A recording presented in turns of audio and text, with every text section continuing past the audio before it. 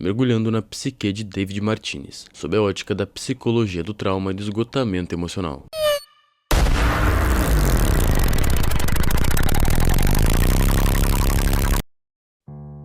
O menino que prometeu a sua mãe. Existe uma cena no início de Cyberpunk Edgerunners que resume tudo o que David Martinez é e tudo o que ele nunca vai conseguir ser. Ele está no banco de trás de um carro barulhento, voltando da escola mais cara de Night City, que é paga com o suor da vida inteira de uma mãe, que trabalha como técnica de saúde no turno da noite. Gloria Martinez. Gloria Martinez não era rica, não tinha conexões. O que ela tinha era uma crença absurda, quase irracional, de que o filho poderia ser diferente, poderia sair daquele ciclo. E David acreditava nela. Não porque tinha provas, mas porque quando você tem uma mãe que aposta tudo em você, isso não vira só incentivo, vira identidade, vira razão de existir. A psicologia do desenvolvimento chama isso de vínculo de apego seguro, um conceito central na teoria de John Bowlby. Quando uma criança tem ao menos uma figura de referência estável, que vê com dignidade e acredita no seu potencial, isso constrói um sistema interno de valor próprio, que a sustenta mesmo em ambientes hostis. Gloria era esse sistema para David. Mas agora pare e pensa. O que acontece quando esse sistema é destruído de uma hora para outra? O luto que nunca foi processado. A resposta está em um conceito da psicologia chamado luto traumático, ou luto complicado. Gloria morre em um acidente no trânsito. Banal, absurdo, sem aviso. David vê toda a cena. Ele vê sua mãe morrendo. E já no hospital, ele vê o fim do único pilar que sustentava sua vida. De acordo com a pesquisadora Catherine Sher da Columbia University, o luto complicado, também chamado de transtorno do luto prolongado, reconhecido pelo DSM-5,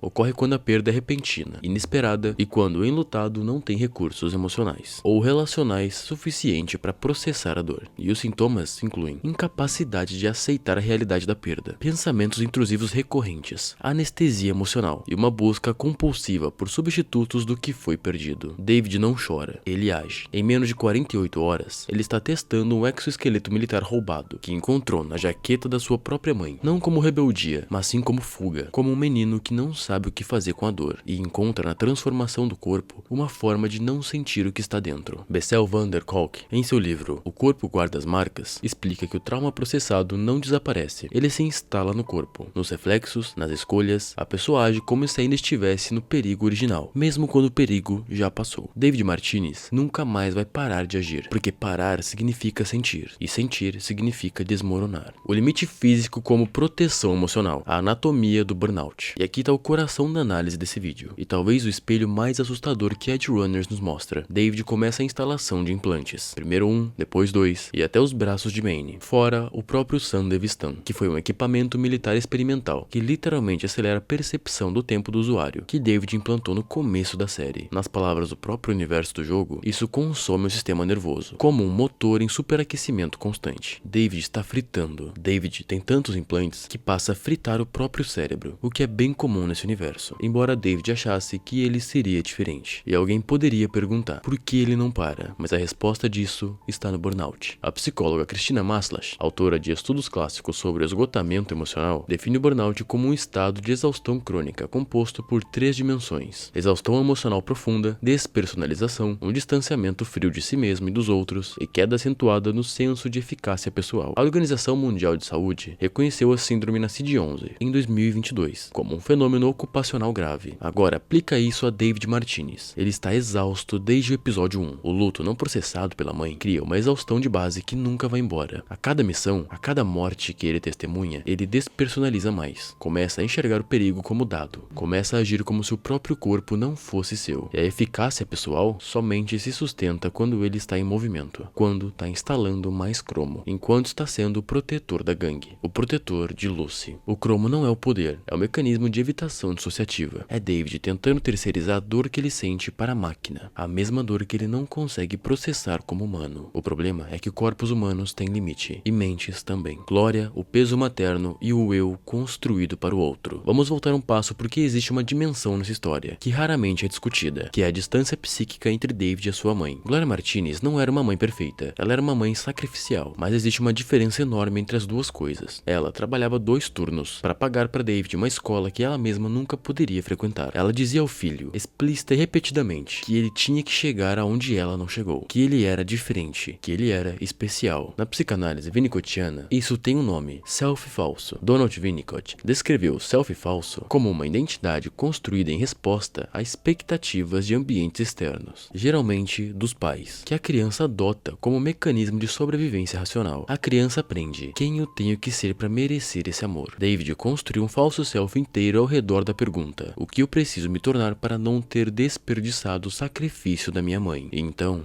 ela morre. E de repente, o projeto da sua vida inteira, a escola de Arasaka, a carreira corporativa, o sonho e ascensão, perde o destinatário. Não existe mais ninguém para quem provar. Não existe mais ninguém para quem chegar. Então David transfere para Maine, para Gangue, para Lucy. Ele não está vivendo a própria vida. Ele está vivendo para os outros toda a vida. Porque aprendeu, desde criança, que existir para si mesmo não era o suficiente. Lucy é o último porquê. Lucy Kushinada representa o momento mais humano e também o mais autodestrutivo da trajetória de David ao mesmo tempo. Ela é a primeira pessoa que ele vê como igual, não como mãe, não como uma figura de autoridade, não como missão, mas sim como pessoa. E o amor de David por Lucy não é saudável. É lindo, mas não é saudável, porque David não ama Lucy como alguém que tem a si mesmo para oferecer. Ele ama Lucy como alguém que precisa de um porquê para continuar existindo. Voltamos para Viktor Frankl. Em sua logoterapia, Frankl argumentou que o ser humano consegue suportar qualquer sofrimento, desde que encontre um sentido. O problema é quando o sentido está completamente externalizado, quando ele não vive dentro de você, mas dentro de outra pessoa. Quando Lucy revela que seu sonho é ir para a lua, longe de Night City, longe desse mundo, David não processa isso como uma informação sobre ela. Ele processa como uma missão, mais um motivo para continuar colocando cromo, para continuar indo mais fundo, para continuar se destruindo. O amor de Lucy por David acelera o colapso, não porque o amor seja errado, mas sim porque um amor construído sobre um self vazio é insustentável. Você não pode dar o que não tem. E David, lá no fundo, nunca teve a si mesmo. A cyberpsicose e o colapso do eu. Aqui chegamos no momento mais brutal da história. A cyberpsicose. A cyberpsicose no universo cyberpunk é descrito como uma degeneração psíquica causada pelo excesso de implantes cibernéticos. O corpo humano vai sendo substituído pela máquina e a mente vai perdendo o contato com o que é humano. Delírios, agressividade explosiva, dissociação completa da realidade. Na psicologia real, ela corresponde quase que de forma perfeita a uma psicose dissociativa induzida por trauma acumulativo, combinado com burnout severo e privação completa de cuidado pessoal. O DSM-5 descreveu episódios dissociativos graves como momentos que o indivíduo perde o senso contínuo de identidade, não sabe mais quem é, age sem reconhecer a si mesmo, sem memória dos próprios atos. David tem surtos, fica distante, acorda com as mãos sujas de sangue, inclusive de um civil inocente, sem saber o que aconteceu. E a cena mais devastadora não é o surto em si, é o depois. É David olhando para suas mãos e tentando entender o que foi que ele se tornou, tentando encontrar dentro de si o menino que prometeu à mãe que seria diferente, mas ele não encontrou, porque o falso self foi sendo consumido, primeiro pelo luto, depois pelo burnout, depois pelos implantes, depois pela devoção cega à expectativa dos outros, até que não sobrou nada de original, só o cromo,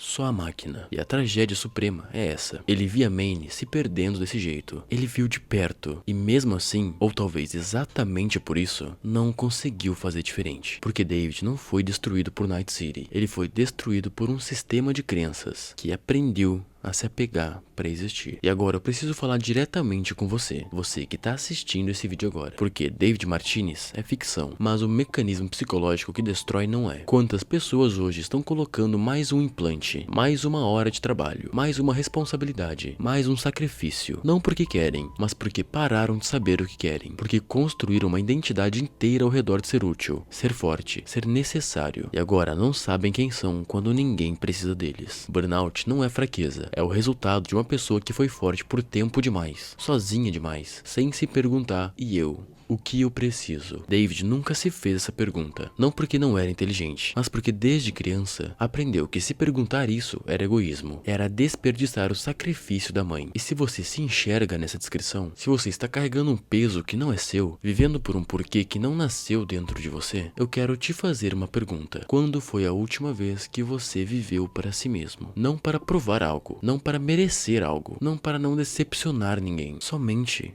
para você. O livro O Corpo Guarda as Marcas de Bessel é uma leitura poderosa para quem quer entender como traumas antigos moldam as escolhas do presente e como é possível recomeçar a partir do próprio corpo. David não teve essa chance, mas você você tem.